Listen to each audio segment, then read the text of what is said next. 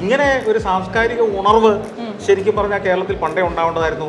ഇടക്കാലത്ത് നമ്മൾ കുറച്ച് വിരസന്മാരും രസികന്മാരും ഒക്കെ ആയി പോയിരുന്നു. അത് തിരിച്ചു പിടിക്കാനുള്ള ഒരു മാർഗ്ഗമാണ് ഇത്തരം സാംസ്കാരിക സംഗമങ്ങൾ. ഹലോ എവ്രിവൺ, നമ്മുടെ കൂടെ ഇപ്പോൾ ഉള്ളത് ഒരു വലിയൊരു പ്രമുഖ വ്യക്തിയാണ്. ബേസിക്കലി എൻ്റെ കാര്യം പറയുകയാണെങ്കിൽ ആദ്യമായിട്ട് ട്രാവലിംഗ് എന്താണെന്ന് എന്നെയൊക്കെ പഠിപ്പിച്ച ഒരു വ്യക്തിയാണ് സന്തോഷ് ജോർജ് കുളങ്ങര. നമസ്കാരം സർ, എങ്ങനെയുണ്ട് നമ്മുടെ സെഷനും കാര്യങ്ങളൊക്കെ? നന്നായിട്ട് നല്ല പ്രതികരണമുള്ള ആളുകളുടെ ഒരു ഗ്രൂപ്പായിരുന്നു രാവിലെ. ഓക്കെ സർ, ഇപ്പോൾ റീസെൻ്റ്ലി എവിടെയെങ്കിലുമൊക്കെ ട്രാവൽ ചെയ്തിട്ടുണ്ടായിരുന്നോ? ഞാൻ ഏറ്റവും അവസാനം ഇപ്പോൾ ഓസ്ട്രേലിയയിലായിരുന്നു, അതിനു മുമ്പ് ഐസ്ലാൻഡായിരുന്നു. ഇനിയിപ്പോൾ ഇന്ന് രാത്രി ഞാൻ പുതിയൊരു യാത്ര പോവുകയാണ്. അതെങ്ങോട്ടേക്കാണ്? അത് ഒരു ഇന്ത്യൻ ട്രാവൽ തന്നെയാണ്. അടിപൊളി. ഇന്ത്യയും ഞാനൊരു 3-4 രാജ്യങ്ങൾ വിദേശം കഴിഞ്ഞാൽ പിന്നെ ഒരു ഇന്ത്യ യാത്ര ചെയ്യാറുണ്ട്. ഓക്കെ, അപ്പോൾ സാർ എനിക്ക് പൊതുവേ ചോദിക്കാനായിട്ടുള്ള ഒരു ക്വസ്റ്റ്യൻ ഇതാണ്. ഇപ്പം യങ്സ്റ്റേഴ്സിൻ്റെ കാര്യം എടുത്ത് നോക്കുകയാണെങ്കിൽ ഇപ്പം പൊതുവെ എല്ലാവരും ഭയങ്കരമായിട്ട് ട്രാവൽ ഇഷ്ടപ്പെടുന്ന ആൾക്കാരാണ്. അപ്പോൾ യങ്സ്റ്റേഴ്സ് മെയിനായിട്ട് ഒരു കാര്യം ചെയ്യുന്നുണ്ട്, ലോൺ എടുക്കുന്നുണ്ട്. അത് ട്രാവലിനും എക്സ്പീരിയൻസിനും വേണ്ടി. അപ്പോൾ അത് നമ്മൾ ഫിനാൻഷ്യലി നമ്മൾ നോക്കുകയാണെങ്കിൽ ഭയങ്കര മണ്ടത്തരാണെന്നാണ് പറയുന്നത്. അപ്പോൾ സാറിന് അതിനെപ്പറ്റിയുള്ള അഭിപ്രായം എന്താണ്? ഈ ലോണ് തിരിച്ചടയ്ക്കാനുള്ള വഴിയും കൂടെ കണ്ടിട്ട് വേണം എടുക്കാന്നുള്ളതേ ഉള്ളൂ. കാരണം അത് ഇല്ലെങ്കിൽ ആണ് അബദ്ധമായി പോകുന്നത്. അപ്പം അതുകൊണ്ട് നമ്മൾ യാത്ര ചെയ്യാനും അനുഭവങ്ങൾ നേടാനും ഒക്കെ എത്ര പണം മുടക്കിയാലും തെറ്റില്ല എന്നുള്ള വിശ്വാസക്കാരനാണ് ഞാൻ. പക്ഷെ ഒറ്റ കാര്യം ഇതേ ഉള്ളൂ, നമുക്ക് തിരിച്ചടയ്ക്കാനുള്ള വഴികളെ നമ്മൾ കണ്ടെത്തണം. അത് യാത്രയിലൂടെ തന്നെ തിരിച്ചടയ്ക്കുന്ന ധാരാളം ആളുകളെ നമ്മൾ ഇന്ന് കാണുന്നുണ്ട് അല്ലേ, ബ്ലോഗേഴ്സ് ഒക്കെ ആയിട്ട്. അത് യാത്ര ചെയ്ത് ലോൺ എടുക്കാതെ തന്നെ കാശുണ്ടാക്കുന്നുണ്ട്. അപ്പം ബുദ്ധിപരമായിട്ട് സഞ്ചരിക്കുന്ന ഒരാൾക്ക് ലോൺ എടുത്ത് കുത്തുപാള എടുക്കാതെയും യാത്ര ചെയ്യാം. അത് കൊള്ളാം. അപ്പോൾ സാറേ വേറൊരു കാര്യം എന്ന് പറഞ്ഞാൽ ഇപ്പോൾ ഈ കുറേ ആൾക്കാർക്ക് ഈ ഒറ്റയ്ക്ക് യാത്ര ചെയ്യാൻ ഭയങ്കര പേടിയും കാര്യങ്ങളൊക്കെയാണ്. അപ്പോൾ ഈ ഒറ്റയ്ക്ക് യാത്ര ചെയ്യാൻ ബുദ്ധിമുട്ടുള്ള ആൾക്കാരോട് സാർ എന്തായിരിക്കും പറയുന്നത്? ആദ്യത്തെ യാത്ര ഒറ്റയ്ക്ക് ചെയ്താൽ മതി, പിന്നെ എളുപ്പമാവും. ആണോ? അപ്പോൾ എവിടേക്കെങ്കിലും ഒരു സ്ഥലത്തേക്ക് ഒറ്റയ്ക്കൊന്ന് യാത്ര ചെയ്ത് നോക്കുക, അത്രേ ഉള്ളൂ കാര്യം. ആൾക്കാരൊക്കെ എല്ലാവരും നല്ലവർ തന്നെയാണോ? ലോകത്തെ 99% ആളുകൾ നല്ലവർ തന്നെയാണ്. നിങ്ങൾ യാത്ര ചെയ്യുമ്പോൾ ഈ മോശം 1% ഇടയ്ക്ക് നിന്ന് വിടാതിരുന്നാൽ പോരെ. തന്നെയല്ല, നിങ്ങളൊരു ഗ്രാമത്തിൽ ചെന്നാൽ ആ ഗ്രാമത്തിലെ മിക്കവാറും ഇന്ത്യയിലെ 99% ഗ്രാമങ്ങളും നല്ല മനുഷ്യരുടെ ഗ്രാമങ്ങളാണ്. 1-2 ഗ്രാമങ്ങളായിരിക്കും ഈ തിരുട്ട് ഗ്രാമം എന്ന് പറയുന്ന ഗ്രാമമുള്ളത്. അവിടെ പോലും നല്ല മനുഷ്യരില്ലെന്ന് നമുക്ക് വിശ്വസിക്കാൻ പറ്റില്ല. അവിടെ പോലും നല്ല മനുഷ്യരുണ്ട്. അപ്പം ഒരു ഗ്രാമത്തിലേക്ക് നിങ്ങൾ ചെന്നാൽ നിങ്ങളെ സഹായിക്കുന്നതായിരിക്കും അവിടുത്തെ ഭൂരിപക്ഷം പേരും. ഒരു പട്ടണത്തിലേക്ക് ചെന്നാൽ അപരിചിതരെ, ഇപ്പം ഒന്ന് ആലോചിച്ച് നോക്കിയേ, നിങ്ങൾക്ക് ഒരു പരിചയമില്ലാത്ത കേരളത്തിലെ തന്നെ ഒരു നഗരത്തിലേക്ക് ചെന്നാൽ നിങ്ങളെ ആരെങ്കിലും ഉപദ്രവിക്കാൻ വന്നാൽ അവിടെ നിൽക്കുന്ന ആളുകൾ അതിനെതിരെ പ്രതികരിക്കില്ലേ? അതെ, സഹായിക്കുന്നവരിപ്പോൾ കുറഞ്ഞു വരുന്നുണ്ട്. അത് ഈ സഹായിക്കുന്നവർ അപകടത്തിലാവുമോ എന്നുള്ളൊരു പേടി കൊണ്ടൊക്കെ ആയിരിക്കും ചിലപ്പോൾ. എന്നാലും പൊതുസമൂഹത്തിൻ്റെ മനസ്സെപ്പോഴും പോസിറ്റീവാണ്.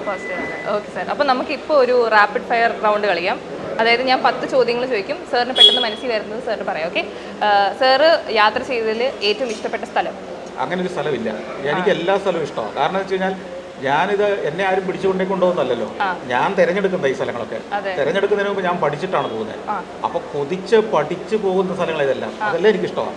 അപ്പൊ എന്നാലും പോയതിൽ എവിടെയെങ്കിലും ഏതെങ്കിലും ഒരു നല്ല സ്ഥലം എന്ന് പറഞ്ഞാൽ എന്റെ പോക്കിൻ യാത്രയുടെ ഉദ്ദേശം പോലെ തന്നെയാണത്.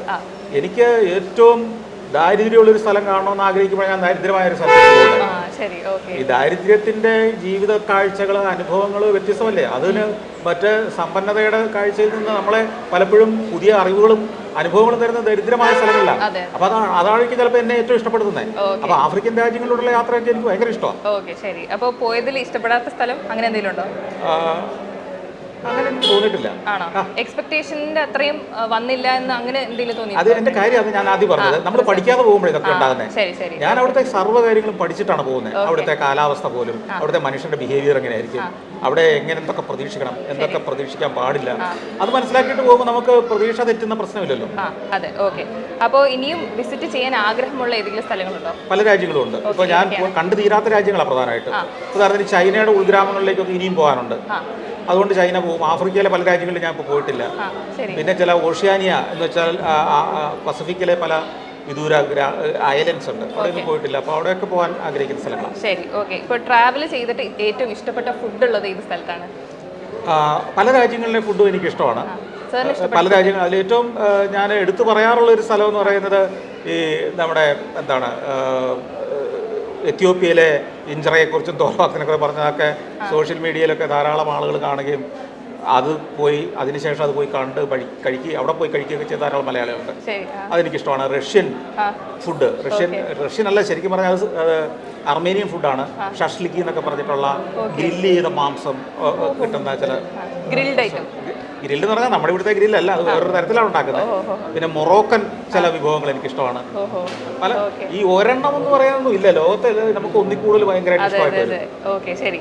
അപ്പോൾ ഇഷ്ടപ്പെടാത്ത ഫുഡ് എവിടെയെങ്കിലും ഇല്ല? അങ്ങനെയില്ല, ഇഷ്ടപ്പെട്ടെന്ന് പറഞ്ഞാൽ ഞാൻ പലതും കഴിക്കാത്തതുകൊണ്ടായിരിക്കാം. എനിക്ക് ചില രാജ്യങ്ങളിലെ ഇപ്പോൾ ഉദാഹരണത്തിന് ചില ഇപ്പോൾ യൂറോപ്പിൽ സ്ഥിരം കിട്ടുന്ന കുറേ വിഭവങ്ങളൊക്കെ ഉണ്ടല്ലോ, അതൊന്നും എനിക്ക് അത്ര ഇഷ്ടമുള്ള കാര്യമല്ല. ഇപ്പോൾ ബർഗർ പോലുള്ള വിഭവങ്ങൾ, അല്ലെങ്കിൽ ചിക്കൻ ഫ്രൈഡ് ചിക്കൻ, അതെനിക്ക് ഇപ്പം നമുക്ക് ചിലപ്പോൾ ഈ യാത്രയൊക്കെ തുടങ്ങിയ കാലത്തെ KFC ഒക്കെ നമുക്ക് അത്ഭുതമോ ഇഷ്ടമൊക്കെ ആയിരുന്നു, ബർഗറൊക്കെ ഇഷ്ടമായിരുന്നെങ്കിലും ഇപ്പൊ അതൊക്കെ കാണുമ്പോൾ നമുക്കൊരു മടുപ്പോ അല്ലെങ്കിൽ ആ കട കാണുമ്പോൾ തന്നെ അങ്ങോട്ട് പോകേണ്ടെന്നൊരു തോന്നലൊക്കെ വരും. ശരി, ഓക്കെ. അപ്പോൾ അടുത്തത് സുന്ദരികളായിട്ടുള്ള പെൺകുട്ടികളുള്ള സ്ഥലം.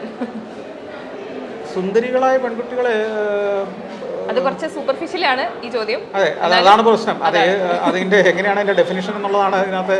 നല്ല മനസ്സുള്ള ആൾക്കാർ ആ രീതിയിൽ സെർവ് നല്ല മനസ്സുള്ളതെന്ന് വെച്ചാൽ ഭയങ്കര ഹോസ്പിറ്റബിൾ ആയിട്ടുള്ള ആൾക്കാർ. അപ്പോൾ അത് പല രാജ്യത്തും അതുണ്ട്, പല രാജ്യത്തും ഉണ്ടത്. പക്ഷേ ഇപ്പോൾ എനിക്ക് തോന്നുന്നത് എവിടെയാണത്, ഇപ്പോൾ നമ്മൾ അത് ഒരു കൊമേഴ്ഷ്യൽ ആംഗിളിലാണോ എന്ന് അറിയത്തില്ല. നമ്മളിപ്പോൾ ഒരു പട്ടണത്തിലേക്കൊക്കെ ചെന്ന് കഴിഞ്ഞാൽ ഏറ്റവും കൂടുതൽ ചൈനയിലൊക്കെ നമുക്കത് ഫീൽ ചെയ്യും. അവിടെ ഭയങ്കര ടൂറിസം വന്നു. അപ്പോൾ അവരെല്ലാം വളരെ പോസിറ്റീവാണ്, വളരെ വിഷയാന്ന് പറഞ്ഞ് അവരുടെ ഇംഗ്ലീഷ് പരീക്ഷിക്കുന്നത് തന്നെ നമ്മുടെ ഇടയ്ക്ക് അടുത്താണ്. അത് ഇംഗ്ലീഷിലൊക്കെ വിശേഷങ്ങളൊക്കെ പറഞ്ഞു കൊടുക്കുന്നു. അങ്ങനെയാണെങ്കിൽ സുന്ദരന്മാരുള്ള സ്ഥലം എവിടെയാണ്? സുന്ദരന്മാർ എന്ന് പറയുന്നത് പരമ്പരാഗതമായിട്ട് വിശ്വസിക്കപ്പെടുന്നത് ഗ്രീസിലൊക്കെ ഉണ്ടെന്നാണ് പറയുന്നത്. ഗ്രീസിൽ ഒരിക്കലും ഞാനൊരു കപ്പലിൽ പോകുമ്പോൾ ആ കപ്പലിലൊരു ഡാൻസർ ഉണ്ടായിരുന്നു. അയാളുടെ 2 സുഹൃത്തുക്കളോട് ചേർന്നാണ് ഡാൻസ് കളിക്കുന്നത്. ഇടയ്ക്കിടയ്ക്ക് വന്നിങ്ങനെ ഡാൻസ് ചെയ്യും. അവിടുത്തെ ഗ്രീക്ക് ഡാൻസാണ്. അത് ജീൻസും ടീഷർട്ടും ഇട്ടിട്ടാണ് അവർ ഡാൻസ് കളിക്കുന്നത്. പക്ഷേ ഇത്രയും ഗംഭീരമായ ഒരു ഫിസിക് അല്ലെങ്കിൽ സുന്ദരന്മാരായ മനുഷ്യർ ആണല്ലോ നമ്മൾ അത്ഭുതപ്പെടുന്ന തരത്തിലായിരുന്നു അവരുടെ. ശരി, ഓക്കെ. ഇപ്പോൾ സാർ ഇന്ത്യയിൽ എല്ലാ സ്റ്റേറ്റുകളും കവർ ചെയ്തിട്ടുണ്ടോ? എല്ലാം ആയിട്ടില്ല. ഞാൻ നോർത്ത് ഈസ്റ്റിലേക്ക് ആസാമിലൊക്കെ വരെ പോയിട്ടുള്ളൂ. പോയതിൽ ഏറ്റവും ബെസ്റ്റ് സ്റ്റേറ്റ് ഏതായിരുന്നു? ബെസ്റ്റ് സ്റ്റേറ്റ് എന്ന് പറഞ്ഞാൽ ഇപ്പോൾ സത്യം പറഞ്ഞാൽ നിങ്ങൾ ചിലപ്പോൾ വിശ്വസിക്കാൻ അറിയത്തില്ല, നമ്മുടെ സ്റ്റേറ്റ് തന്നെയാണ് എനിക്ക് ഉള്ളതിലെ ഏറ്റവും ഇഷ്ടപ്പെട്ട സ്റ്റേറ്റ്. അതുകൊണ്ടാണല്ലോ ഞാനിപ്പോൾ ഇവിടെ തന്നെ നിൽക്കുന്നത്. പിന്നെ ഈ വൈവിധ്യങ്ങൾ തേടിപ്പോയാൽ നമുക്ക് ഉത്തരേന്ത്യയിലെ പല ഗ്രാമങ്ങളിലേക്കും ഉൾനാടുകളിലേക്കും ഒക്കെ പോകുമ്പോൾ സഞ്ചാരത്തിന്റെ വിഷ്വൽസിന് പറ്റിയ ഒത്തിരി കഥകൾ അവിടെ നിന്ന് കിട്ടും. പക്ഷെ നമ്മളെല്ലാം കൊണ്ടും നമ്മൾ തന്നെയല്ലേ ഉള്ളതിൽ നല്ലൊരു സ്റ്റേറ്റ്, നല്ല കാലാവസ്ഥ, നല്ല ഭൂപ്രകൃതി. ഇനി മനസ്സ് നിറഞ്ഞ് എന്തെങ്കിലും ഭക്ഷണം കഴിക്കണമെങ്കിൽ പോലും ഇവിടെ വന്നൊന്ന് കഴിച്ചു കഴിയുമ്പോഴല്ലേ ഒരു സുഖം. അതെ, അത് ശരിയാണ്. പിന്നെ പോയതിൽ നമ്മുടെ ഇന്ത്യയിലത്തെ അധികം ഇഷ്ടപ്പെടാത്ത ഒരു സ്റ്റേറ്റ് അങ്ങനെയാണെങ്കിൽ? ഇഷ്ടപ്പെടാത്തതെന്ന് പറയാൻ പറ്റില്ല. അത് ഞാൻ ചിലപ്പോൾ അത് വേണ്ട രീതിയിൽ കാണാത്തതുകൊണ്ടായിരിക്കും എന്നാണ് ഞാൻ എപ്പോഴും വിശ്വസിക്കുന്നത്. കാരണം എല്ലാ നാട്ടിലും അത്ഭുതങ്ങളുണ്ടല്ലോ.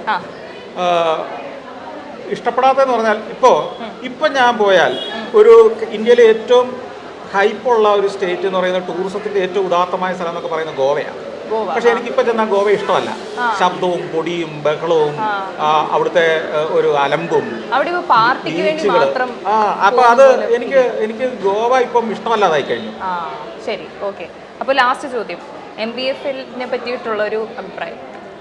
ഇങ്ങനൊരു സാംസ്കാരിക പരിപാടി വലിയൊരു ആശ്വാസമാണ് മനുഷ്യർക്ക്. കാരണം വെച്ച് കഴിഞ്ഞാൽ നമ്മൾ ഈ അവനവനിലേക്ക് ചുരുങ്ങുന്ന ഒരു കാലത്ത് മനുഷ്യരെ കാണുക, ചിരിക്കുക, വർത്തമാനം പറയുക, പരിചയമില്ലാത്ത ആളുകളുടെ ഒപ്പം 1 മണിക്കൂർ ഒരു വേദിയിൽ, അടുത്ത 1 മണിക്കൂർ മറ്റൊരു വേദിയിൽ മറ്റൊരു കൂട്ടം ആളുകളുടെ ഒപ്പം അവരുടെ കൂടെ കൈയടിക്കുന്നു, സംസാരിക്കുന്നു, കേൾക്കുന്നു, അല്ലേ, ചിരിക്കുന്നു, ആശങ്കകൾ പറയുന്നു. ഇത് ഒരു 4-5 ദിവസം എന്ന് പറയുന്നത് ചെറിയ കാര്യമല്ല. ഇങ്ങനെ ഒരു സാംസ്കാരിക ഉണർവ് ശരിക്കും പറഞ്ഞാൽ കേരളത്തിൽ പണ്ടേ ഉണ്ടാവേണ്ടതായിരുന്നു. ഇടക്കാലത്ത് നമ്മൾ കുറച്ച് വിരസന്മാരും രസികന്മാരും ഒക്കെ ആയി പോയിരുന്നു. അത് തിരിച്ചു പിടിക്കാനുള്ള ഒരു മാർഗമാണ് ഇത്തരം സാംസ്കാരിക സംഗമങ്ങൾ. ഓക്കെ സാർ, അപ്പോൾ താങ്ക് യു സോ മച്ച്.